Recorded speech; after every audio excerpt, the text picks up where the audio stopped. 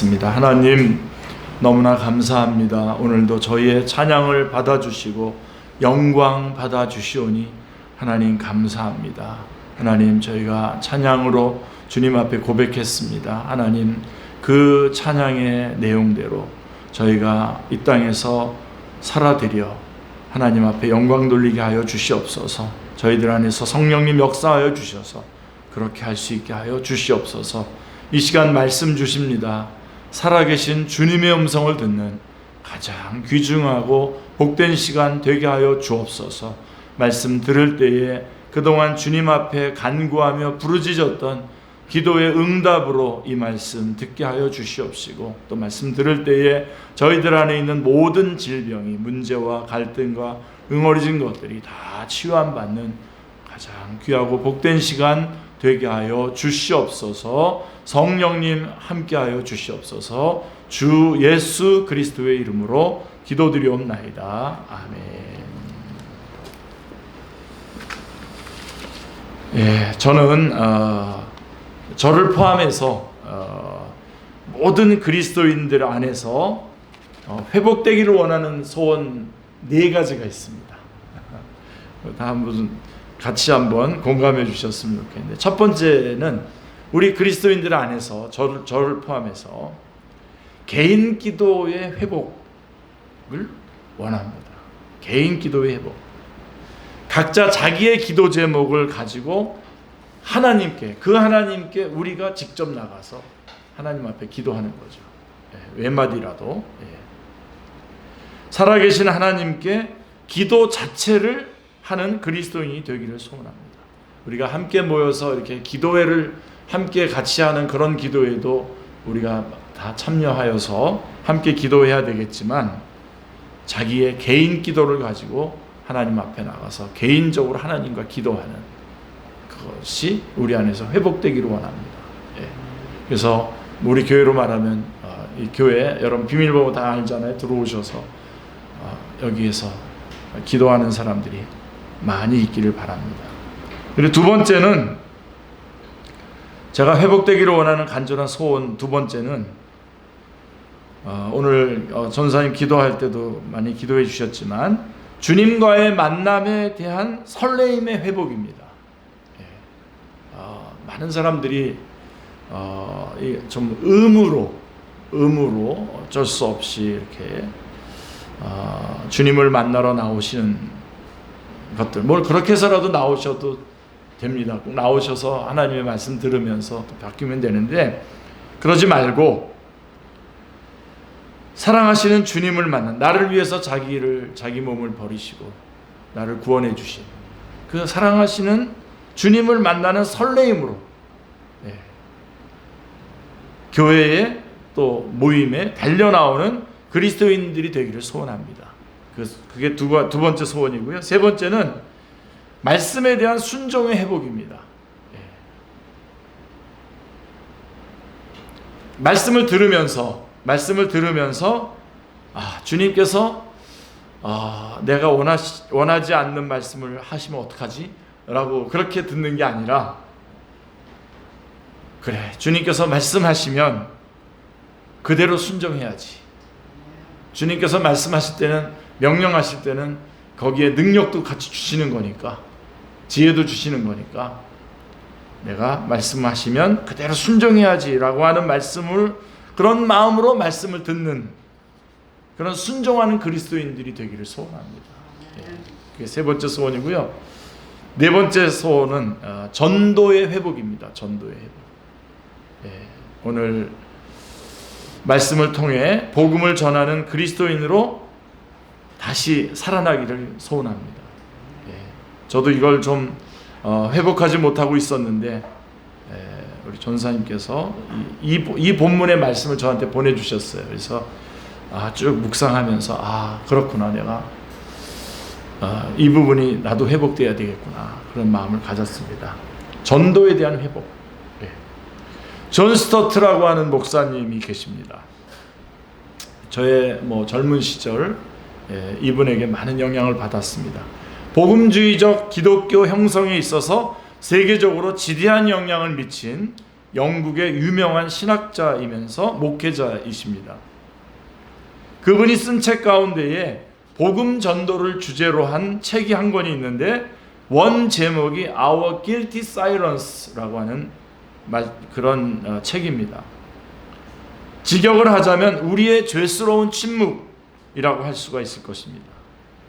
이 책을 번역하신 분이 한국말의 책의 제목을 전도하지 않는 죄라고 붙였습니다. 그러니까 전도하지 않는 것이 죄다라고 하는 것이죠. 그래서 저도 오늘 제목을 전도하지 않는 죄라고 하는 제목을 삼았는데요. 자, 이 표현은 아마도 오늘을 살아가는 그리스도인들에게 있어서는 별로 실감이 나지 않는 타이틀일 수 있습니다. 여러분도 어떻습니까? 전도하지 않는 죄 그러니까 이건 나하고는 상관없는 거 아닌가? 그렇게 우리들이 대부분 전도한다, 선교한다 그러면 그것은 아주 소수의 교회에 출석하는 사람들 가운데서도 아주 소수의 열심히 특심한 그런 예외적인 성도들에게만 해당되는 것이라고 생각하는 것이 보편적인 의식으로 팽배해 있기 때문입니다. 그래서 우리는 주인 예배를 드린다든지 헌금을 드린다든지 봉사를 한다든지 이 정도만 하면 평균적인 그리스도인은 된다라고 하는 생각을 갖고 살고 있습니다. 자, 근데 여러분, 만약에 우리의 이웃들이 먹을 양식이 없어서 계속 죽어가고 있다고 한번 가정을 해보십시다. 그런데 나는 그런 식량 문제를 확실하게 해결할 수 있는 해결책을 가지고 있어요. 그리고 식량이 있는 곳을 분명히 알고 있습니다. 자, 그런데 만약에 침묵하고 있다면 그 침묵은 죄입니까? 아닙니까? 죄죠. 그것은 거의 살인 방조죄의 차원에 속한다고 할 수가 있습니다. 오늘 본문이 그런 이야기입니다. 오늘 본문 말씀이 그런 이야기입니다. 엘리사 선지자가 활동하던 시대입니다. 이스라엘과 사마리아 땅에 극심한 기근이 들었습니다. 자, 설상가상으로 저 북쪽에 있는 시리아, 그 당시에는 이제 아람이라고 그랬죠. 시리아, 지금 시리아, 아람이죠. 시리아가 쳐들어와서 사마리아 성읍을 완전히 포위해버리고 말았습니다. 그러니까 식량 공급의 그 통로가 차단되고 말았어요. 또 거기다 기근이잖아요. 기근에다가 식량 공급의 통로가 차단되었으니까 먹을 수 있는 방법이 없습니다. 이런 급한 상황 속에서 오늘 본문에 들어가기 직전에 열왕기하 6장에 가보면 6장 마지막 부분에 보면 사마리아 성읍 사람들은 심지어 이거 어린아이들을 잡아먹기까지 시작했다고 말합니다. 우리 금요기도회 때 그 전사님께서 전해주는 걸 보면 북한 땅에서는 아직도 이런 일들이 일어나고 있다고 합니다. 근데 하여간 그때 그렇게 아이들을 잡아먹기 시작했다고 말합니다. 이때 성문 곁에 있었던 납병 환자 4사람이 나오는데요. 그들은 이래 죽으나 저래 죽으나 마찬가지라고 생각을 하고 죽기를 각오하고 적군의 캠프로 달려갔습니다. 여기서 죽으나 거기 가서 죽으나. 그런데 적군의 캠프에 가보니까요, 적군이 다 퇴각해버리고 없는 거예요. 그리고 거기에서 식량이 산더미처럼 쌓여있는 놀라운 기적적인 광경을 발견하게 됩니다. 이게 어찌된 양식입니까? 그래서 그들은 먹고 마시고 실컷 즐겼어요. 그러다가 갑자기 다 같이 그 4명의 납병 환자들이 다 같이 거의 동시에 깨달음이 왔어요. 그게 뭡니까? 자, 우리 주변에 수많은 사람들이 지금 죽고 있는데 우리만 먹고 마시고 즐기는 것, 이것은 죄다. 이 죄에 대한 깨달음이 찾아왔어요. 그것이 정확하게 오늘 본문의 9절의 말씀입니다. 납병 환자들이 그 친구에게 서로 말하되 우리가 이렇게 해서는 아니 되겠도다. 오늘은 아름다운 소식이 있는 날이거늘 우리가 침묵하고 있도다. 만일 밝은 아침까지 기다리면 벌이 우리에게 미칠지니 이제 떠나 왕궁에 가서 알리자 하고. 이게 9절 말씀입니다. 그러니까 이런 내용입니다. 우리의 행동이 선하지 못하다. 오늘은 아름다운 소식이 있는데 이렇게 놀라운 양식이 이 성읍 사람들을 다 살릴 수 있는 양식이 분명히 있는데 우리가 이 소식을 알리지 않는 것, 그것은 우리의 죄다. 우리는 잠잠하고 있었다. 내일 아침까지 기다린다면 오늘 밤에라도 수없이 많은 사람들이 죽어갈 텐데 못 먹어서요. 우리의 침묵은 죄다. 이제부터라도 나가서 그 소식을 알리자. 이런 내용입니다. 자, 물론 오늘의 본문은 육체적인 굶주림에 대한 이야기입니다. 그러나 오늘날 육체적 굶주림 이상으로 영적인 굶주림이 지구촌을 황폐화시키고 있습니다. 그리스도인들은 어느 시대나 이중적인 책임을 갖습니다. 그 이중의 미션, 기독교가 존재하는 두 가지 중요한 미션이 있습니다. 하나는 사회적 책임입니다. 소셜 미션입니다. 사회적 미션, 그러니까 사회적 선교라고 할 수가 있죠. 창세기 1장 26절부터 28절에 나오는 생육하고 번성하고 땅에 충만하라고 하는 그런 말씀입니다. 이것은 배고픈 사람, 소외된 사람을 우리가 절대로 그대로 두고 볼 수 없다는 것이죠. 그래서 구제의 책임, 사회봉사의 책임이 분명히 교회적 책임으로 존재합니다. 이것은 육체적 굶주림에 대한 대답입니다. 그리고 또 하나는, 사실은 이게 또 먼저 나와야 되지만요, 또 하나는 복음 전도의 책임입니다. 미션입니다. 중요한 책임입니다. 사회적 책임보다 훨씬 중요한 기독교가 존재하는 제1차적인 사명입니다. 이것은 굶주림에 대한 대답입니다. 영적으로 굶주려 있는 사람, 그래서 방황하고 헤매고 삶의 목표를 알지 못하고 인생의 무의미 속에서 죽어가는 사람들이 얼마나 많습니까? 이 영적인 굶주림에 대한 해답의 책임이 우리에게 있다는 것입니다. 그래서 하나님께서 이 땅에 우리를 지금 놔두고 이 땅에 두신 겁니다. 예수님은 이 땅에 계실 때에 이 두 가지 책임을 예수님 다 담당하셨죠. 기억하시나요, 여러분? 오병이어의 기적 여러분 아시잖아요. 수많은 사람들이 모여서 예수님의 말씀을 듣고 있습니다. 저녁이 됩니다. 사람들이 굶주리고 있었습니다. 이때 제자들이 나와서 이렇게 말합니다. 마태복음 14장 15절 말씀에 보시면 저녁이 되매 제자들이 나와 이르되 이곳은 빈들이요 때도 이미 저물었으니 무리를 보내어 마을에 들어가 먹을 것을 사 먹게 하소서. 그때 예수님께서 정말 굉장히 재미있는 말씀을 하십니다. 정말 저는 신납니다, 이 말씀. 마태복음 14장 16절에 보시면 예수께서 이르시되 갈 것 없다. 너희가 먹을 것을 줘라. 이렇게 말씀하고 있어요. 너희가 먹을 것을 줘라. 그리고는 예수님께서 기적을 행하십니다. 다시 말하면 예수님은 그들의 육체적 필요를 구체적으로 채워주신 것입니다. 그러나 예수님이 하신 일이 거기서 끝나지 않습니다.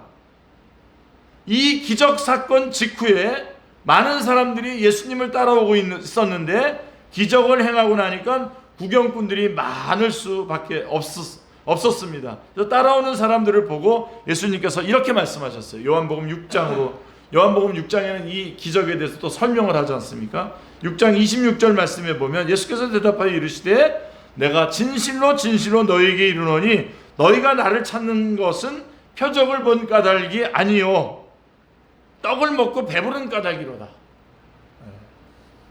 그리고는 또 이런 말씀을 하셨어요. 요한복음 6장 27절 앞부분에 보시면 썩을 양식을 위하여 일하지 말고 영생하도록 있는 양식을 위하여 하라. 이렇게 말씀하고 있습니다. 그리고 그 다음에 결정적으로 중요한 말씀을 주시는데 그게 6장 35절 말씀입니다. 예수께서 이르시되 나는 생명의 떡이니 내게 오는 자는 결코 줄이지 아니할 터요 나를 믿는 자는 영원히 목마르지 아니하리라. 유명한 구절이죠. 예수님은 인간의 영적인 굶주림에 대해서 그의 목마름을 해결하고 그들의 방황을 해결할 수 있는 구체적인 주님이십니다. 예수님이 생명의 떡이라고 믿으십니까? 예수님이 목마른 사람들의 생수라고 믿으십니까? 우리 주변에 얼마나 많은 목마른 사람들이 있습니까? 그리고 영적으로 죽어가는 사람들이 얼마나 많습니까? 그런데 우리는 생명의 떡을 가지고 있어요.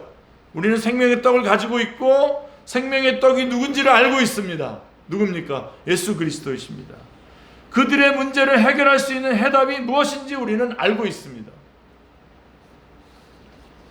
그럼에도 불구하고 우리 주변에 죽어가는 사람들을 바라보면서 침묵한다면 이것은 죄입니다. 이것이 바로 전도하지 않는 죄입니다.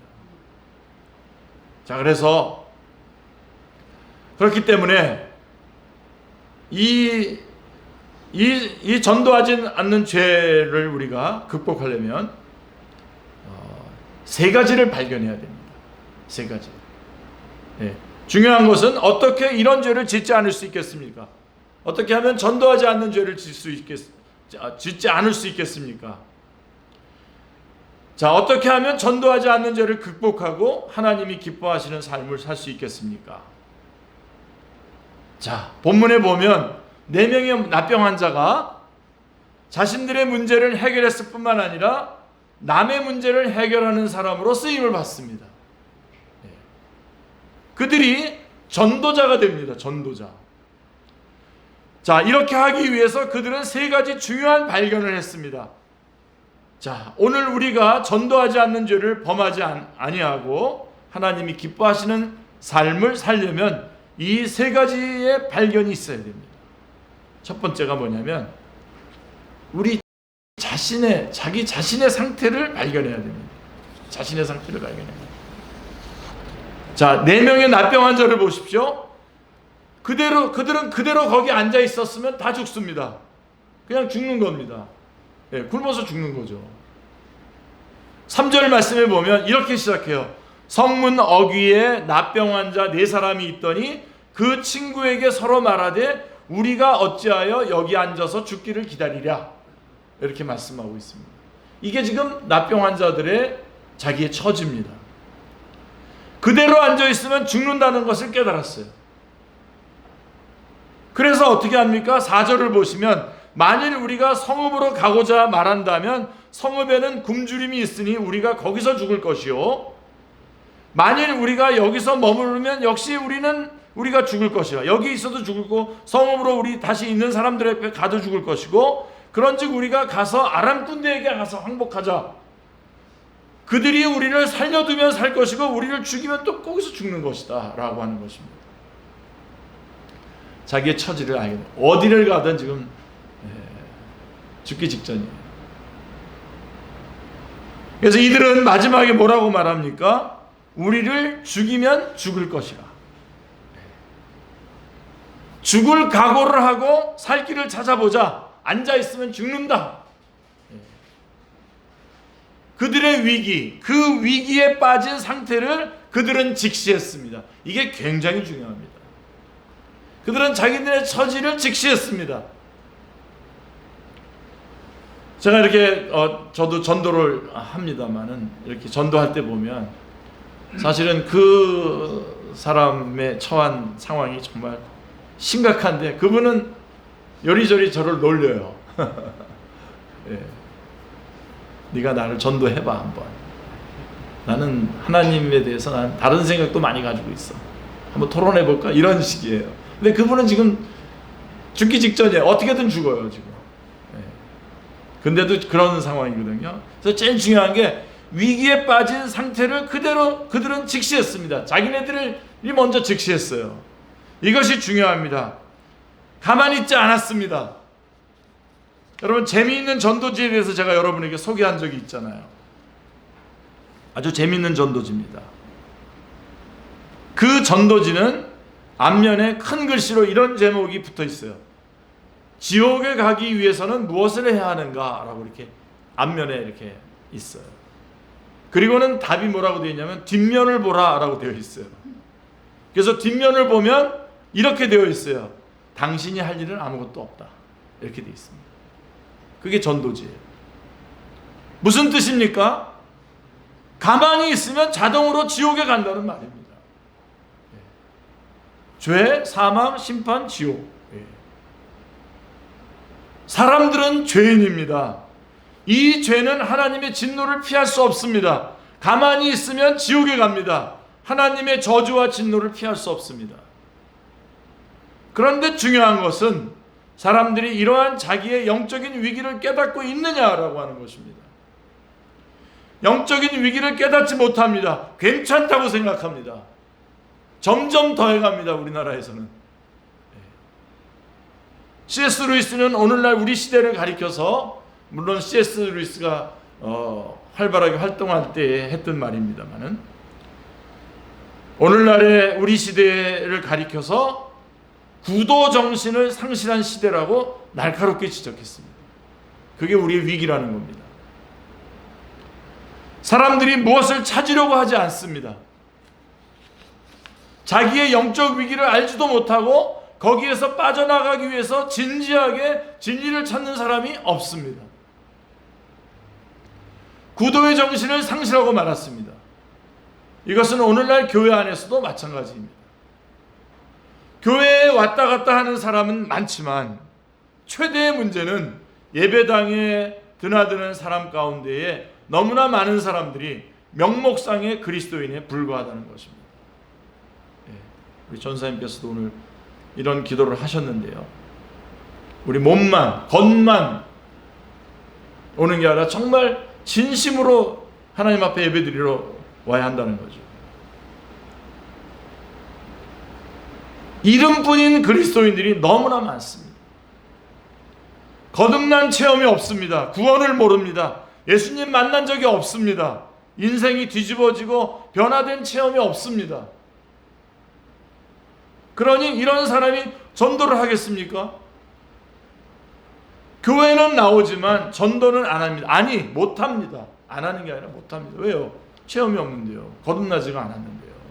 예수님을 못 만났는데 뭘 전합니까? 왜 전도 못합니까? 내가 예수님을 만난 적이 없습니다. 내가 구원받은 적이 없습니다. 내 속에 하나님의 생명이 없습니다. 내 인생이 변화된 체험이 없습니다. 자신의 삶이 바뀌어지고 하나님의 거룩하신 영광을 발견하고 자신이 주 안에서 새로워졌다면 침묵할 수 없는 것입니다. 그래서 중요한 것은 자신의 상태부터 깨달아야 되는 것입니다. 이 시간에도 여러분들이 확신이 없으신 분들 지금이라도 주님 앞에 기도하면서 들으세요. 하나님, 저는 죄인입니다. 저를 구원해 주십시오. 주님을 영접합니다. 자신의 상태부터 깨달아야 됩니다. 자신의 상태, 자신의 위기를 발견해야 합니다. 자, 여러분, 육체적 굶주림은 실감이 납니다. 그런데 영적 굶주림은 그런 징후를 빨리 느끼지 못합니다. 그래서 괜찮다고 생각을 합니다. 예, 가끔 이렇게 보험 이렇게 권하시는 분들하고 얘기할 때 제가 그분들의 길을 꺾으려고 그러는 건 아니고 그분들이 열심히 하면서 제가 얘기하죠. 우리에게 있어서 노후는 없을 수 있지만 사후는 있다. 사후에 가는 보험도 좀 들어둬라. 예수님 믿고 구원 받아야 되잖아요. 여러분, 우리 어떤 분이 돌아가셨다 그랬을 때 우리가 제일 먼저 체킹하는 게 뭡니까? 그리고 제일 안타까운 게 뭡니까? 이 사후에 대해서 확인을 해놓고 돌아가신 건가?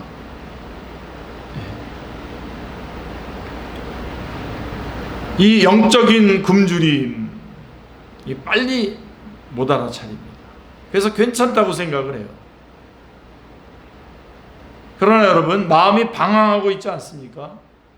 삶의 목적을 상실하고 있지 않습니까? 지금 왜 사는 겁니까? 자신의 인생이 표류하고 있다고 생각하지 않습니까? 거기에 위기가 있습니다. 우리는 깨달아야 합니다. 내가 문제가 있다. 내 인생에 중요한 문제가 있다. 이 사실을 깨닫는 것, 자신의 존재가 누구인지를 제대로 아는 것, 우리는 거기서부터 시작해야 합니다.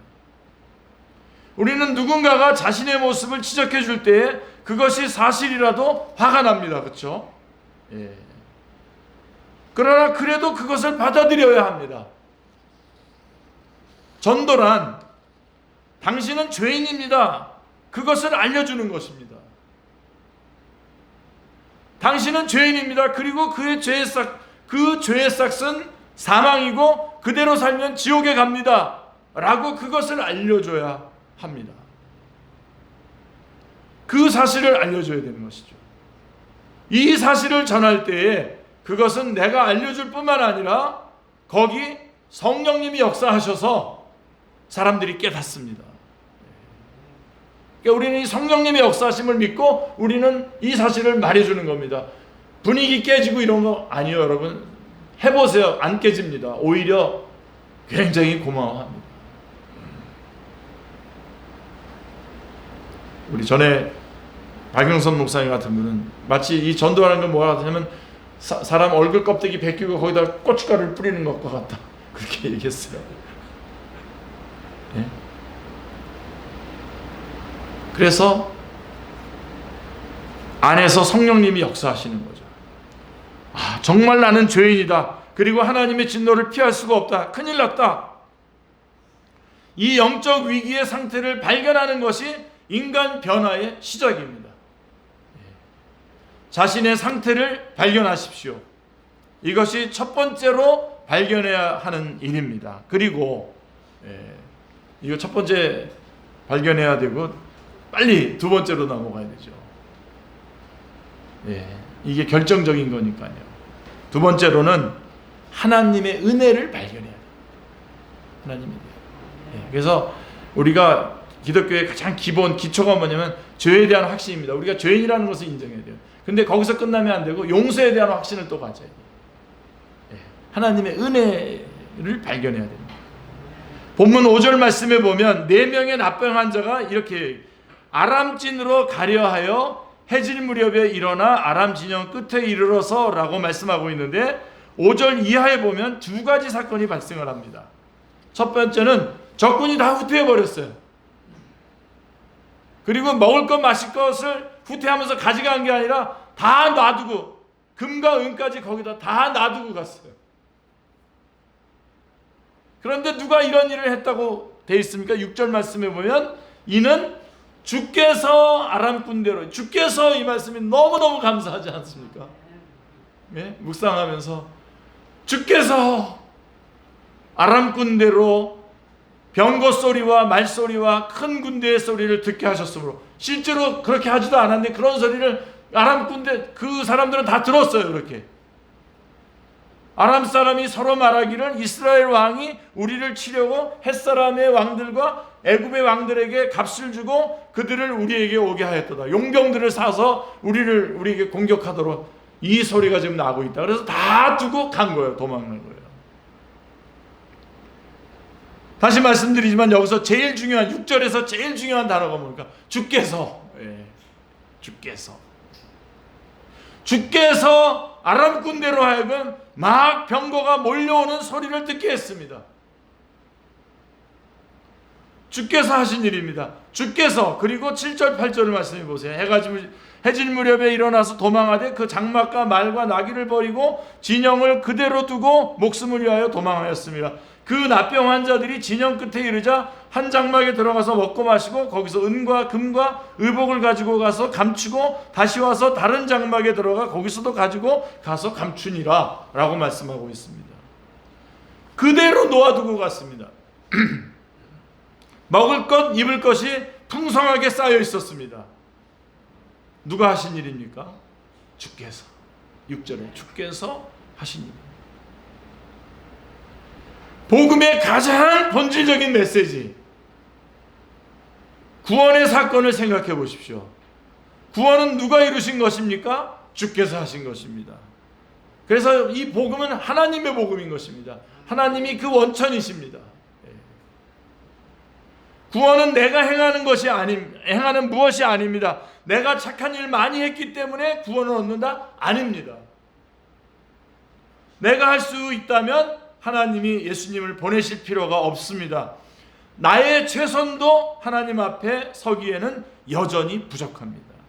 내가 자랑하는 정의도 그분 앞에서는 걸레 조각에 지나지 않습니다.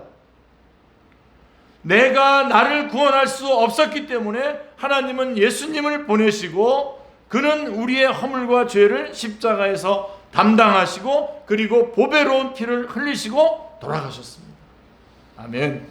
예수님은 그 고통의 절정에서, 십자가의 절정에서 이렇게 외쳤습니다. 다 이루었다. 요한복음 19장 30절의 말씀입니다. 다 이루었다라고 말씀하고 있습니다. 그때의 구원은 완성된 것입니다. 그리고 하나님은 구원을 우리에게 선물로 주십니다. 값없이 선물로 주십니다. 구원은 선물입니다. 에베소서 2장 8절을 보십시오. 너희는 그 은혜를 인하여 믿음으로 말미암아 구원을 받았나니 이것은 너희에게서 난 것이 아니요 하나님의 선물이라 라고 말씀하고 있습니다. 그 다음에 2장 9절에 가면 뭐라고 말하고 있습니까? 행위에서 난 것이 아니니 이는 누구든지 자랑하지 못하게 합니다. 우리 쪽에 구원받을 만한 꼬투리가 우리 쪽에 있는 것이 아니라는 것입니다. 하나님께서, 주께서 하신 것입니다. 하나님의 복음입니다. 그런데요, 주님께서 우리를 구원하실 때 간신히 구원만 받게 하신 것이 아닙니다. 지옥만 면하게 해주신 것이 아닙니다. 가까스로 구원을 받았다? 이게 아닙니다. 우리가 주님 앞에 올 때에 우리가 받는 구원, 우리가 누리는 구원, 그 구원 안에는 풍성한 삶이 있습니다. 성경 읽으실 때 이런 것들을 꼭 놓치지 마시기 바랍니다. 그 안에는 내 인생이 변하고 기쁨과 평안과 그리고 삶의 목적과 의미를 누릴 수 있는 풍성한 삶이 준비되어 있습니다. 요한복음 10장 10절 말씀해 보시오. 도적이 오는 것은 도둑질하고 죽이고 멸망시키려는 것뿐이요 내가 온 것은 양들로 생명을 얻게 하고 더 풍성히 얻게 하려는 것이라. 우리의 구주가 되어주실 뿐만 아니라 우리의 주님에 대해 선한 목자가 되셔서 주님이 되어주셔서 우리를 그 영적으로 풍성하게 우리를 인도해 주시겠다라고 하는 것입니다. 생명을 얻게 하고 더 풍성히 얻게 하려고 하는 것이라. 더 풍성한 생명을 주십니다. 풍성하게 주십니다. 에베소서를 공부해 보면 두 가지 단어가 계속 반복적으로 등장을 합니다. 풍성, 충만 계속 나와요. 하나님의 부여, 풍성한 삶을 소망하시면 에베소서를 공부 한번 해보십시오. 하나님은 그의 영광에 있어서 풍성하시고 우리를 긍휼히 여기심이 풍성하시고 사랑이 풍성하시고 우리를 위해서 풍성하신 것을 준비하시는 놀라운 분이십니다. 오늘을 사는 그리스도인들이 삶에 있어서 왜 이렇게 무기력합니까? 이유는 간단합니다. 하나님의 은혜를 발견하지 못했기 때문입니다. 우리 창세기 말씀할 때마다 제가 말씀드리지 않습니까? 하나님은 우리를 창조하셨고 우리에게 생명을 주셨고 우리에게 복을 주셨잖아요. 살 것도 주시고 먹을 것도 다 주시고 가정도 주시고 다 주셨지 않습니까? 이 은혜를 체험하지 못해서 우리가 무기력하게 살아가는 것입니다. 하나님께서 우리를 위해서 준비한 그 놀라운 하나님의 은혜를 한 번만 맛보면 가만히 있을 수 없습니다. 삶이 달라집니다. 이걸 맛보세요. 다른 거 맛보지 말고. 이걸 맛보지 못하니까 다른 걸 막 자꾸만 먹는 거예요. 우리가 예수님을 믿으며 들어올 때 세상에서 버리고 왔던 것들을 다시 예수님을 믿는 채로 이것으로 만족을 얻으려고 해요. 다시. 사도 바울은 어떻게 했죠? 배설물로 여긴다 그랬지 않습니까? 똥으로 여긴다 그랬지 않습니까? 근데 우리는 요즘 교회들이 그러는 것 같아요. 갖다가 그거 잘 받을 수, 그걸 잘 누릴 수 있는 방법들을 얘기해 주는 거예요. 그게 무슨 뭐 처세술이라든가 무슨 상담이라든가 뭐 이런 것들을 통해 가지고 그런 식으로 다 끌어들여요. 다시. 그리고 우리 뭐 저는 이제 제가 사람을 보면 일단은 사람을 좀 이렇게 세워보려고 좀 사람을 막 이렇게 좀 어떤 것들을 맡기거든요. 이렇게 많이. 물론 다 실패했습니다만. 딴 데 가서 다 또 회복되신 분들도 많더라고요. 많은데 내가 우리 축제교회 말씀 듣고 내가 바뀌려고 와가지고 같이 이렇게 좀 살아보니까 뭐 별거 아니네. 그러고서는 내가 내 스타일 그대로 가지면서 이쪽을 오히려 바꿔야 되겠다. 이렇게 가는 거죠. 오늘 여러분 말씀 제가 지난주하고 이번 주의 말씀은 거의 신학교에 가서 신학생들한테 수련회 때 했던 말씀들인데 그 정도로 강력한 메시지입니다만은 그러나 여러분 우리가 그런 강력한 메시지 들어야 되지 않습니까? 듣고 여러분 나는 예수님 한 분으로 만족한다고 그랬는데 여러분 그게 빈약합니까? 예수님 안에 다 있잖아요. 생명이 있고 풍성함이 있지 않습니까?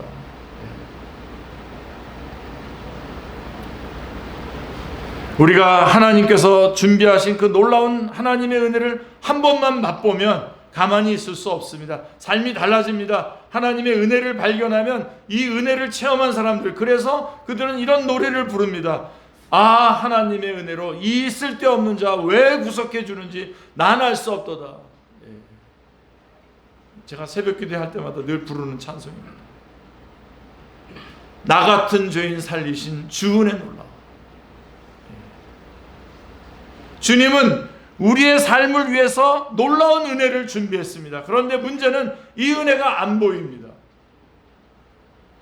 이런 은혜를 얘기하면 그런 게 있나? 뭐 교회 나가봐야 그저 그렇던데 아직 하나님의 은혜를 몰라서 그런 것입니다. 보지 못해서 그렇습니다. 그런 사람이 본문에도 한 사람 나오죠. 1절에 보면 그 장관 한 사람 나오잖아요. 엘리사가 이르되 여호와의 말씀을 들을지어다 여호와께서 이르시되 내일 이맘때에 사마리아 성문에서 고운 밀가루 한 스아를 한 세겔로 매매하고 보리 두 수아를 한 세겔로 매매하리라 하셨느니라. 근데 우리도 다 여기 이때 있었으면 이렇게 빠졌을지도 몰라요. 지금 보급로는 차단됐죠. 기근이 들어가지고 아무것도 생산할 수 없는데 내일 아침에 매매가 있다고? 이게 무슨 말입니까 여러분? 지금 기근인데 내일 아침 성중에는 음식이 쌓일 것이고 그 음식이 아주 저렴한 가격으로 공급될 것이다. 이게 선지자가 이게 말씀해 준 거잖아요. 너무 어처구니 없는 소리 아닙니까? 그때 한 장관이 어떤 반응을 보입니까? 그 장관의 반응이 2절에 나와요. 그때에 왕이 그의 손에 의지하는 자 곧 한 장관이 왕의 손에 의지하는 자 곧 장관이 하나님의 사람에게 대답하여 이르되 여호와께서 하늘에 창을 내신들 어찌 이런 일이 있으리요 하더라. 엘리사가 이르되 내가 내 눈으로 그거는 보겠지만 그러나 그것을 먹지는 못하리라 하십니다. 아니 하나님이 하늘에 창을 내시고 음식을 공급하늘 어떻게 그런 일이 있겠습니까? 이것이 불신앙입니다 여러분. 엘리사가 말합니다. 내가 내 눈으로 그것을 보게 될 것이다. 그러나 너는 내 불신앙 때문에 거기에 참여는 못할 것이다. 사랑하는 성도님들, 인생이 무기력하다고 느끼십니까? 기도하시기를 기도합니다. 여러분 기도하십시오. 하나님께서 우리의 눈을 열어주시기를 기도합니다. 그 하나님의 은혜를 보여주시기를 기도합니다. 여러분 못 보는 거예요. 다 주어졌는데 못 보는 거예요.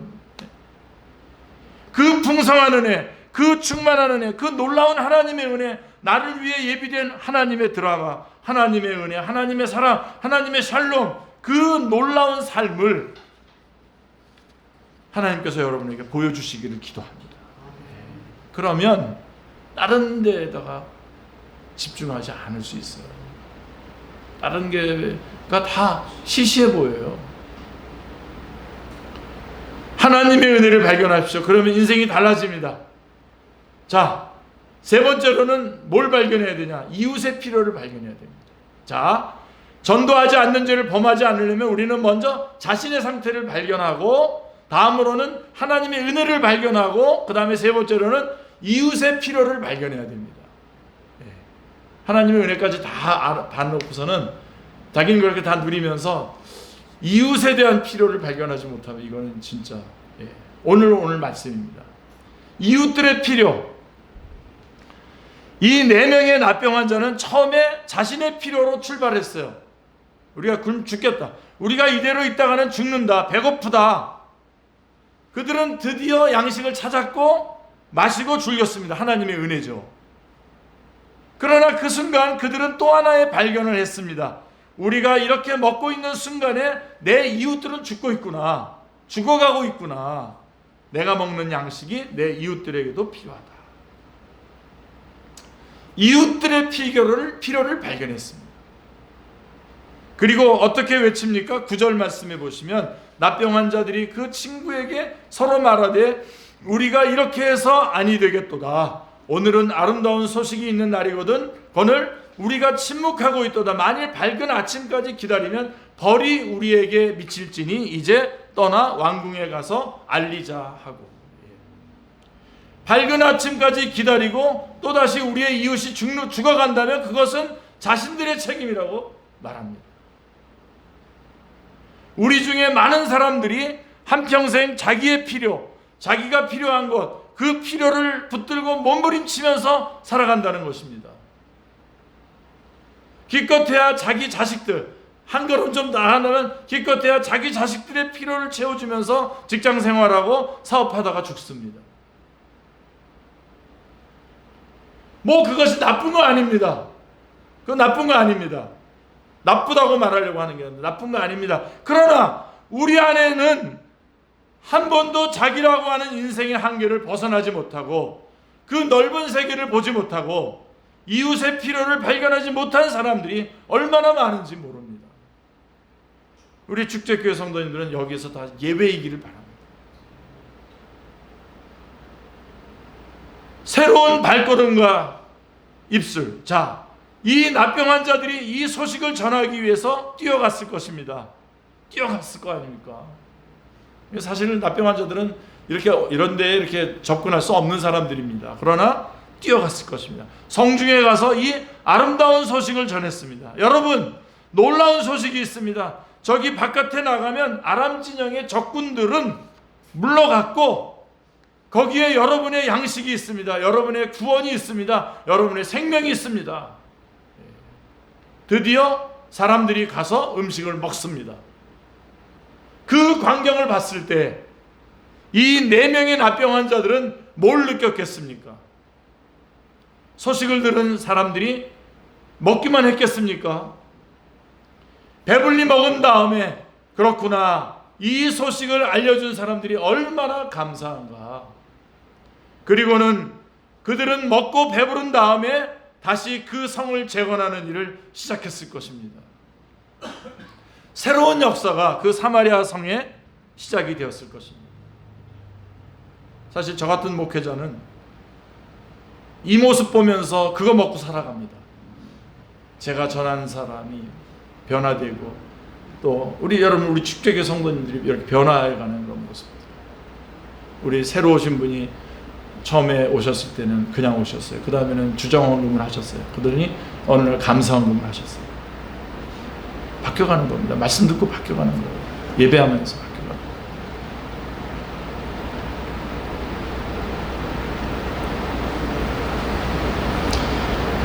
이 놀라운 변화를 위해서 하나님이 쓰신 사람이 누굽니까, 여러분? 누굴 쓰셨습니까? 납병 환자들을 4명을 쓰셨어요. 예, 납병 환자의 그 치명적인 거에 대해서 설명할 시간은 없습니다, 지금.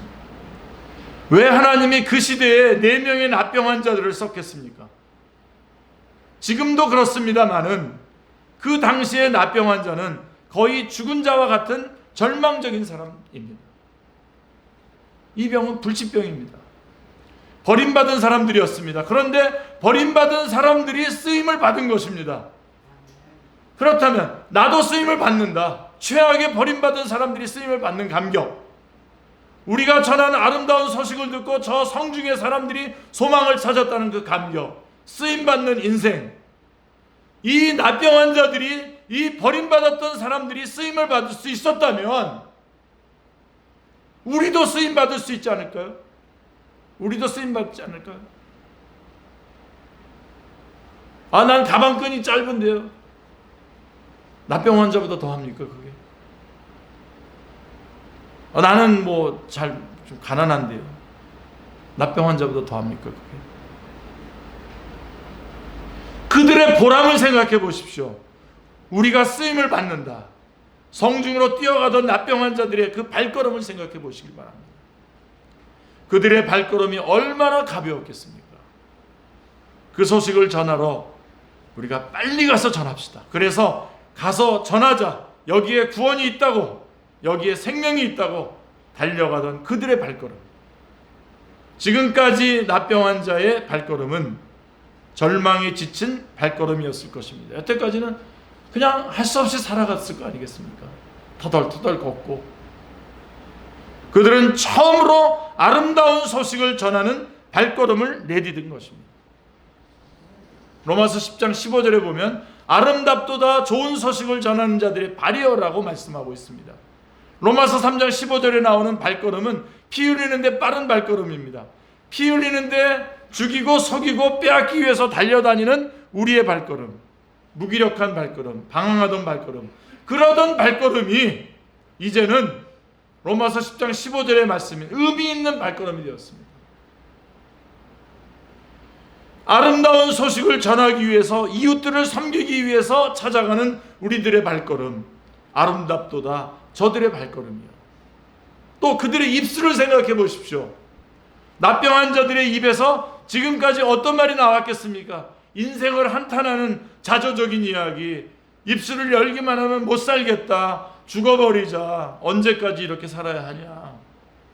그런데 처음으로 이 나병 환자들의 입술에 담긴 아름다운 메시지, 사람들을 살리는, 이웃들을 살리는 메시지를 전했습니다. 그들의 입술이 변했습니다. 그런데 똑같은 입에 관해서 로마서 3장 13절로 14절에 보면 이런 말씀이 나옵니다. 그 입에는 저주와 악독이 가득하고 그 목구멍은 열린 무덤이고 입술을 열기만 하면 이웃들을 음모하고 음해하고 파괴하던 우리들의 입술, 그 입술이 나와요. 그러나 우리들의 입술에 아름다운 소식이 담겨 있습니다. 구원의 메시지가, 생명의 메시지가, 희망의 메시지가 담겨져 있는 우리들의 입술, 아름다운 입, 아름다운 발걸음, 아름다운 손, 아름다운 존재, 아름다운 인생으로 변했습니다. 이것이 그리스도인의 이미지입니다. 마무리하겠습니다. 아프리카에서 선교하다가 그 선교지에서 죽은 평범한 선교사가 있습니다. 그렇게 이름 있는 선교사도 아닙니다. 저도 이름을 모릅니다. 그러나 그 성실한 선교사의 봉사를 기억했던 원주민들은 그가 죽은 후에 그의 무덤에다가 비문을 하나 새겨 넣었습니다. 이런 비문입니다. 선교사님, 당신이 왔을 때 우리는 어둠 속에 있었습니다. 그러나 당신이 떠나간 지금 우리는 빛 가운데 있습니다. 라고 비문에다 썼다는 것입니다. 당신이 왔을 때 우리는 어둠 가운데 있었습니다. 당신이 떠나간 지금 우리는 빛 가운데 있습니다. 우리는 바로 이것 때문에 이 땅에 존재하고 있는 것입니다. 먼저 그의 나라와 그의 의를 구할 때 이 모든 것은 그것 때문에 더해지는 것입니다.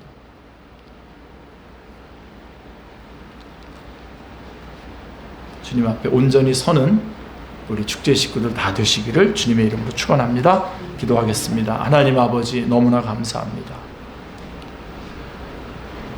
저희가 누구인지 먼저 발견하게 해주시고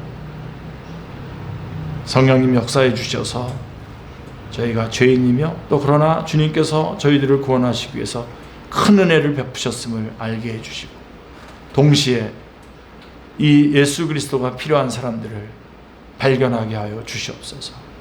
그리고 주님께서 주시는 힘과 능력과 지혜로 그들에게 가서 예수 그리스도가 주님이시고 구주이시고 주님이심을 전하는 자들이 되게 하여 주시옵소서. 그래서 주님이 택한 자들을 불러내어 하나님 앞으로 인도하는 귀중한 사명을 잘 감당하는 주님의 귀한 자녀들 다 되게 하여 주시옵소서. 주 예수 그리스도의 이름으로 기도드리옵나이다. 아멘.